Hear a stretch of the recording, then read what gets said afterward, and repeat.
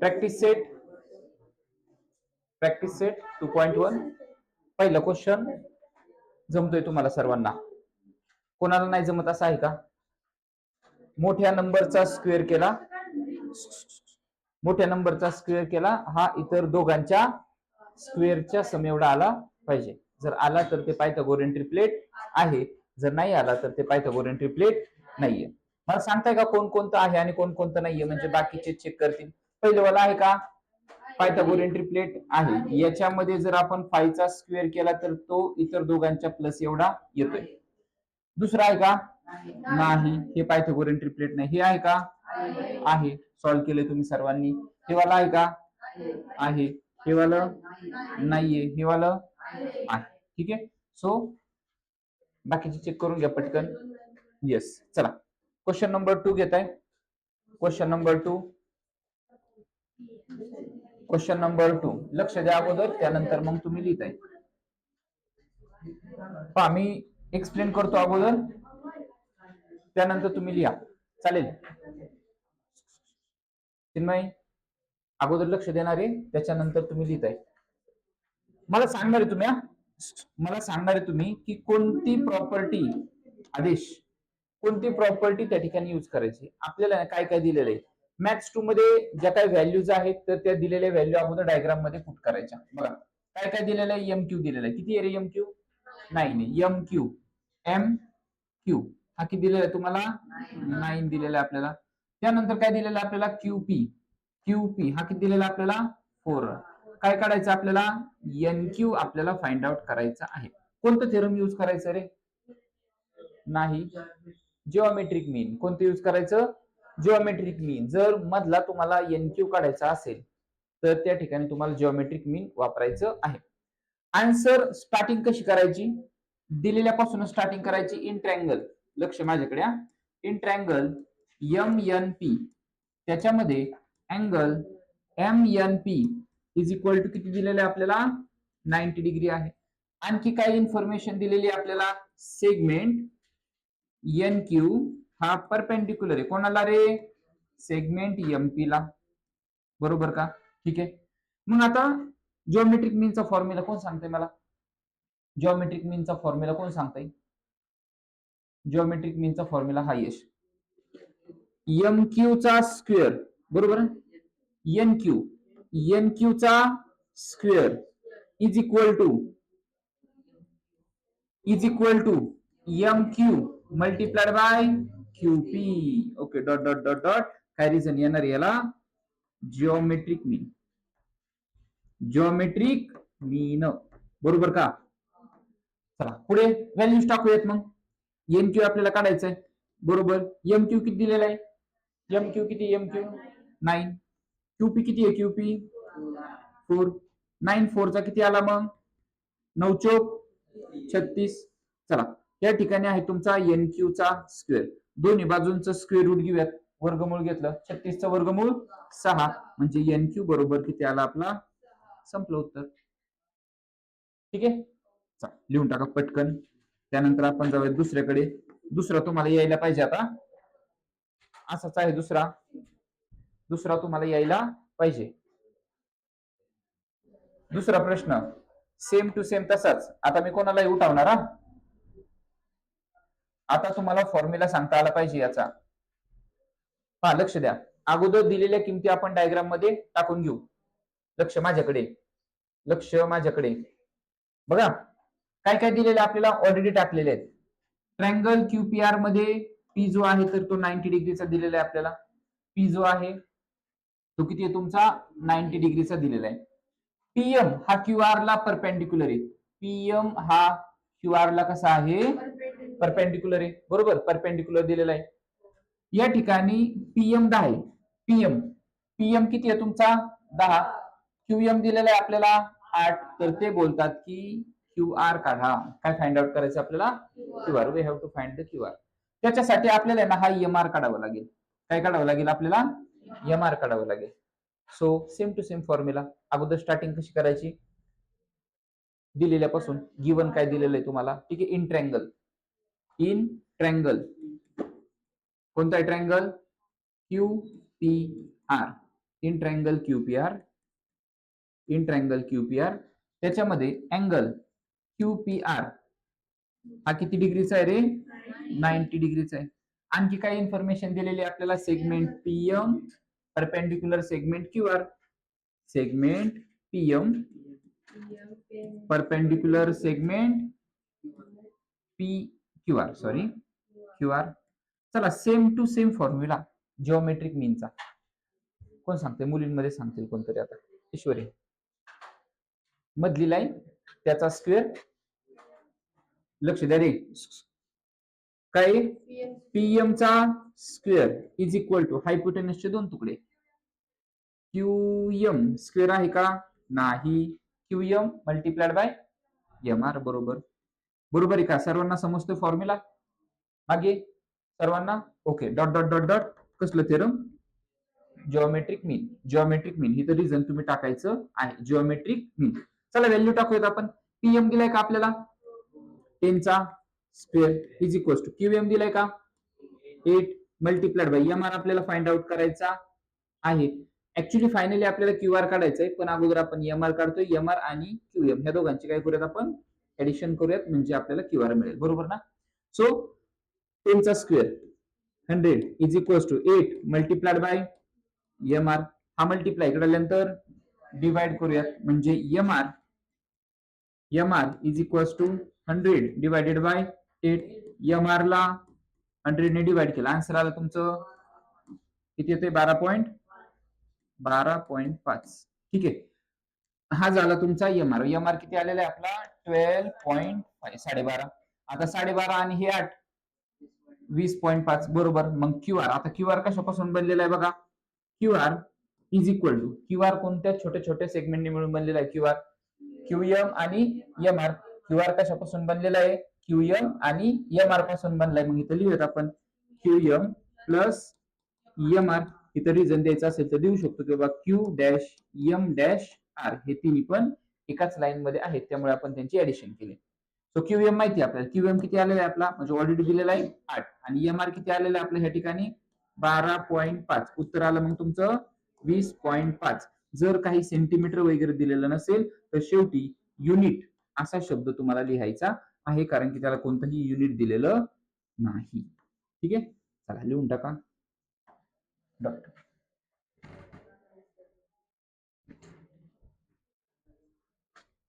व्यवस्थित. हा, जर काही डाऊट येत असतील तर मला विचारता येईल.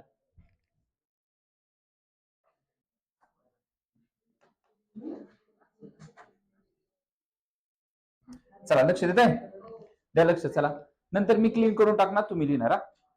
नंतर मी क्लीन करणार, तुम्ही न पाहता लिहायचं. आपल्याला कोणता ट्रायंगल दिलाय बघा. अगोदर त्या ट्रायंगलची इन्फॉर्मेशन लिहा. In triangle PSR. या ट्रायंगल मध्ये काय काय इन्फॉर्मेशन आपल्याला दिलेली आहे? अँगल 90 दिलेला आहे, अँगल 30 पण दिलेला आहे. अँगल 90, अँगल PSR किती आहे तुमचा?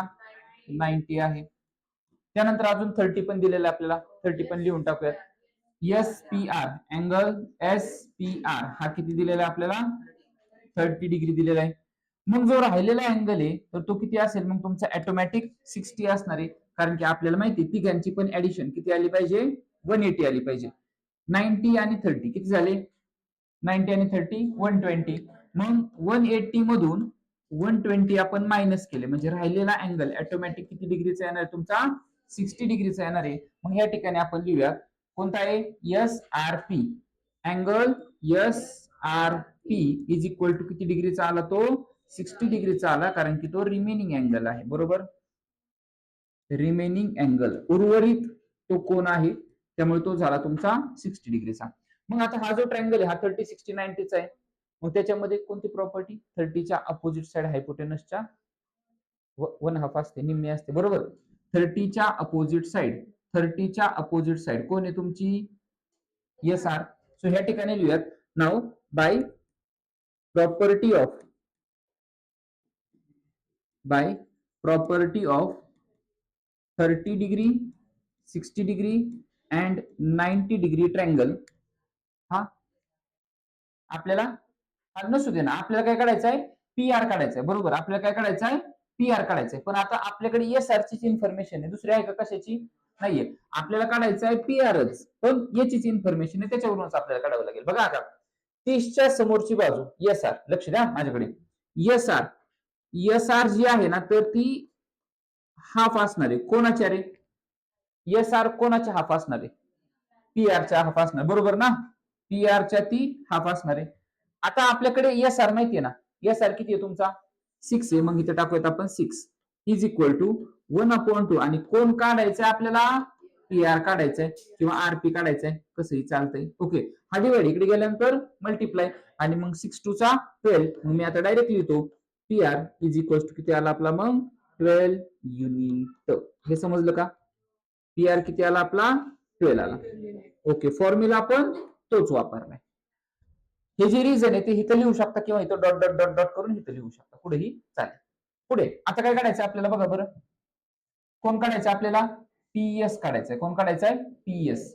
पी पासून ते एस पर्यंत हा आपल्याला फाइंड आउट करायचा आहे. ही काय आहे? 60च्या अपोजिट साइड आहे. 60च्या अपोजिट साइड, आणि 60च्या अपोजिट साइड किती टाइम्स असते रे? म्हणजेच तुमचा एसपी, एसपी किंवा PS. PS is equal to √3/2 times कोणाच्या? कोणाच्या? पी आरच्या. पी आर तुमचा हायपोटेनस आहे, सो या ठिकाणी टाकला आपण पी आर. ठीक आहे, सो √3/2 टाइम्स. पी आर ची व्हॅल्यू किती आहे रे? इथं काढली आपण आताच. पी आर ची व्हॅल्यू किती आहे? 12 आहे. इथं टाकून देऊ आपण 12. बेक बे बेसक 12, 6√3. आन्सर आलं 6√3. हा झाला आपला पीएस. फिनिश. हा झाला पीएस आणि इकडे झाला तुमचा पीआर.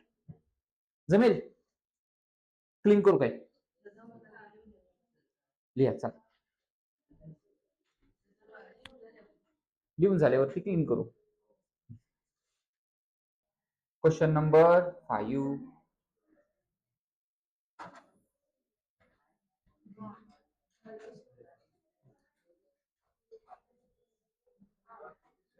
Question number 5.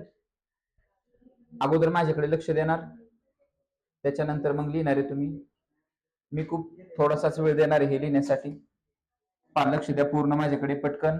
हे पहा,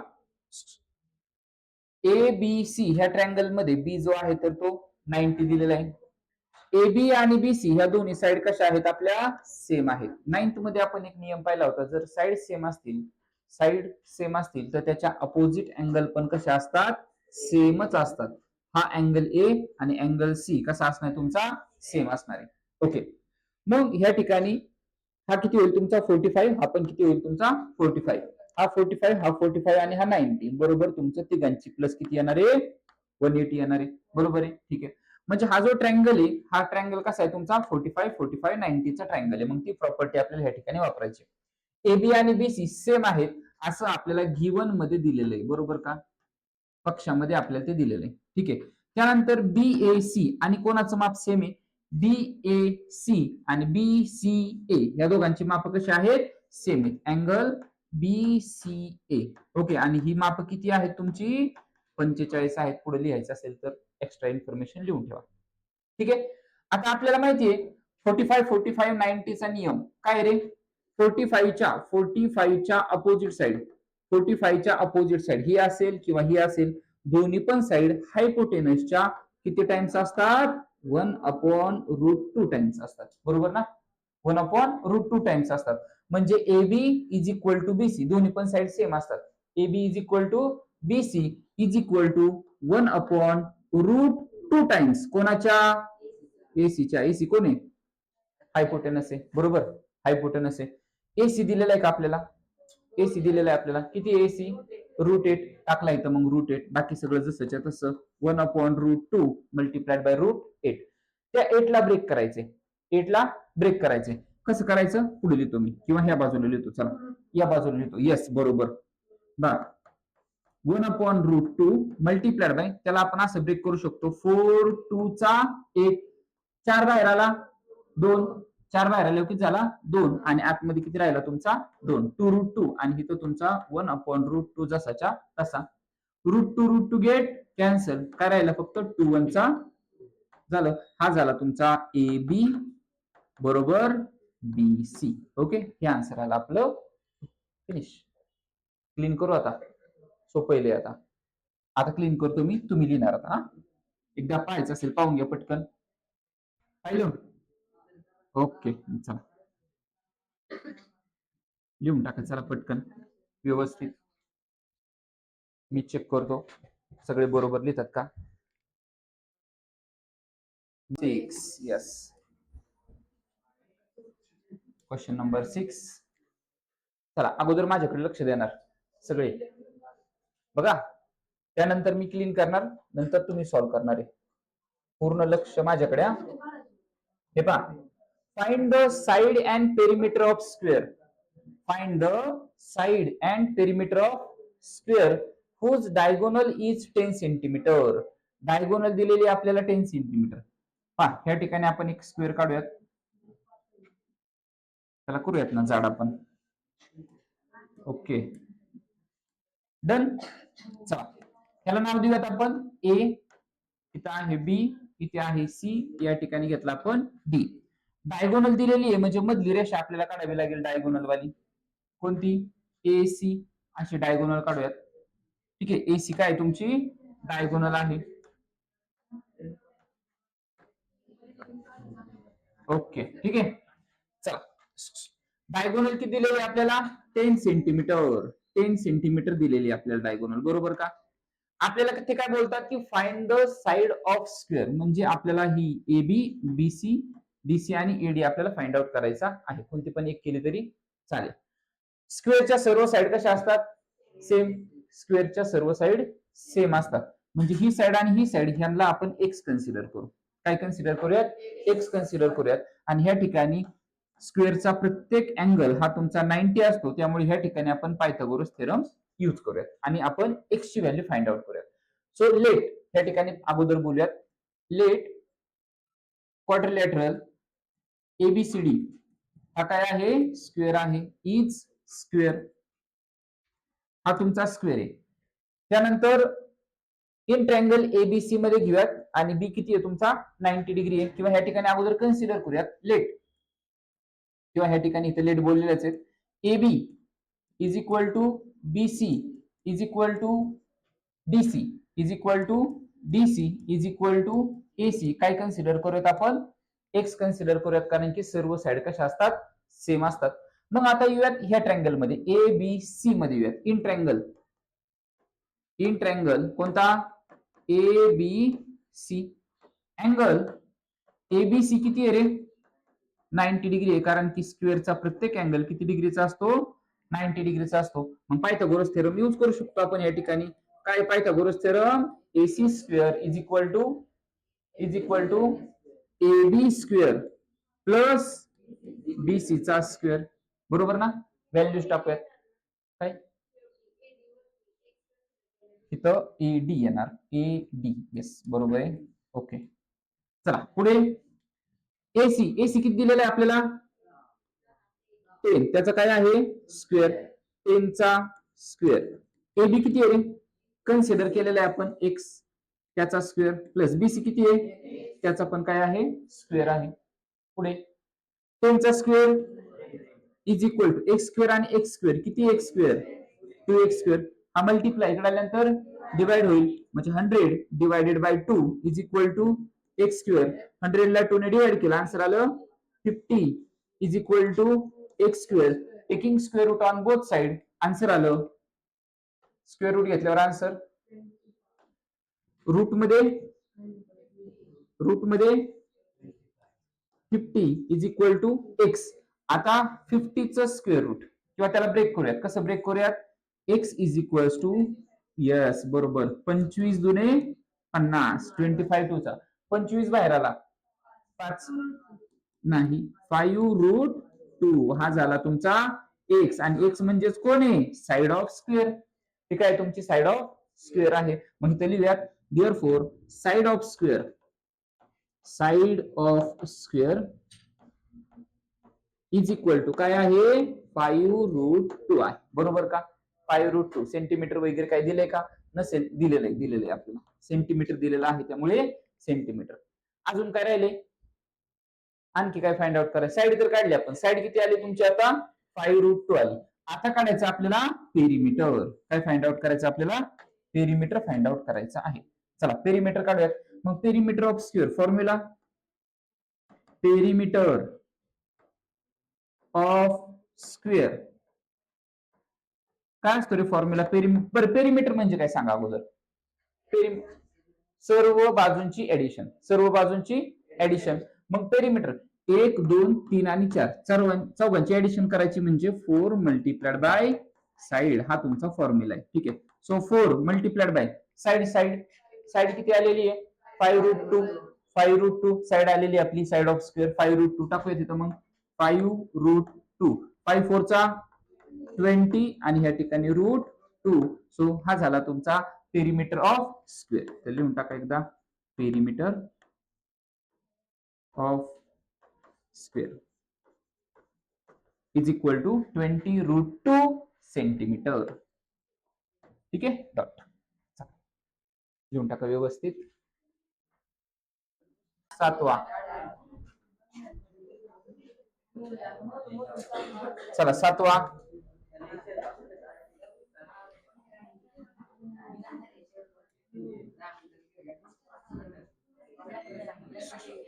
दहा मिनिटं लागतील, 10 मिनिटं. ठीक आहे ना, 10 मिनिटं लागतील आपल्याला.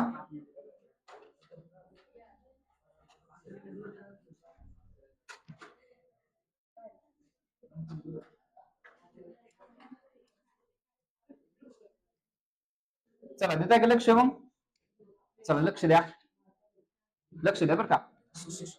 बघा काय काय दिलेलं आहे आपल्याला चिन्ह. इजी काढायचं आपल्याला, काय काढायचं आहे, इजी आपल्याला काढायचा आहे, इजी काढायचं आपल्याला. सो इजी साठी माहिती कोणता थेरम वापरावा लागेल बघा बरं पटकन. यस, समजते का. हे बा मधला दिलेला आहे आपल्याला, बरोबर, हा काढायचा आहे आणि इकडची बाजू पण आपल्याला दिलेली आहे. याचा अर्थ आपण जिओमेट्रिक मीनचा थेरम यूज करू शकतो. ठीक आहे. मग सुरुवात कशी करायची, इथूनच कोणता ट्रायंगल आहे, इन ट्रायंगल काय DFE, याच्यामध्ये DFE हा 90 डिग्री आहे आणि FG हा जो आहे तो ED ला परपेंडिक्युलर आहे. हे तुमचं पहिलं वाक्य असेल, बरोबर. आता मग डायरेक्टली आपण जिओमेट्रिक मीनचा फॉर्म्युला वापरूयात. काय FG, मी डायरेक्टली आता फॉर्म्युला टाकतोय, हे गिवन मध्ये अगोदर लिहिणार आहे तुम्ही. त्यानंतर FG चा square is equal to EG multiplied by GD, बरोबर का, GD dot dot dot dot geometric mean, theorem of geometric mean, geometric mean. Okay done, good. चला व्हॅल्यूज टाकूयात. FG दिलेला आहे आपल्याला, किती आहे 12, 12 चा square is equal to EG काढायचं आपल्याला, EG multiplied by GD 8. Okay. 12 चा स्क्वेअर 144, हा मल्टिप्लाय केल्यानंतर डायरेक्ट डिवाइड करूयात. 8 इज इक्वल टू या ठिकाणी आहे तुमचा EG. 144 ला 8 ने डिवाइड केलं, करूयात का पटकन. 144 डिवाइडेड बाय 8, 8 एके 8, 14 मधून 8 गेले, 14 मधून 8 गेले 6, वरून घेतले 4, 8 8 64. सो उत्तर आलं तुमचं 18. सो EG हा झाला आपला 18. काय दिले का नाही, म्हणजे ह्या ठिकाणी शेवटी काय लिहिणार आहात तुम्ही, युनिट असा शब्द लिहिणार आहात. चला एक संपला. दुसरा FD काढायचा. काय काढायचं आता, FD. पुढे FD बघूयात बरं आपण. FD काढायचंय, कोणता थेरम, पायथागोरस थेरम. हा ट्रायंगल यूज करायचा, हा ट्रायंगल यूज करायचा आणि पायथागोरस वापरायचा, बरोबर आहे. आणि नंतर काय करायचं तुम्हाला, EF काढायचा आहे. EF याच्यामध्ये पण कोणता वापरायचा, पायथागोरसच वापरायचा, कारण की आता EG मिळालेला आहे आपल्याला. EG किती आहे तुमचा 18 आहे. मग हा ट्रायंगल घ्यायचा आणि याच्यामध्ये पायथागोरस यूज करायचा आहे. जमेल का दोन पायथागोरसने. DF आणि EF हे दोन होमवर्कला जमतील. एवढं लिहून घ्या, ते दोन होमवर्कला करा. गुड.